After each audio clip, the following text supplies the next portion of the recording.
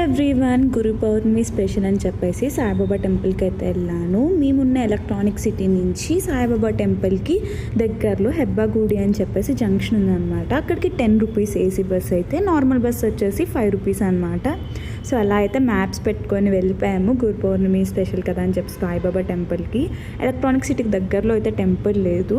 So ఇంకా అలా వెళ్ళాము. టెంపుల్ అయితే కొత్తగా కన్స్ట్రక్ట్ చేసినట్టున్నారు. చాలా అంటే చాలా బాగుంది టెంపుల్ వచ్చేసి. అండ్ ఆ రోజు సాయిబాబాకి దండ వేయడము, టోపీ పెట్టడం మొత్తం అన్నీ ఆ రోజు అయితే చేశారు. చాలా అయితే అయినాయి ఆ రోజు.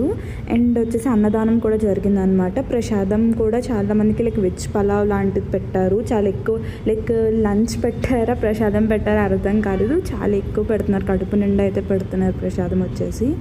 అండ్ లాస్ట్ అయితే ఇంకా అక్కడ మనకి సాయిబాబా పాదాలు ఉన్నాయన్నమాట ఎంట్రన్స్లో. ఇలా అయితే నేను గురు పౌర్ణమి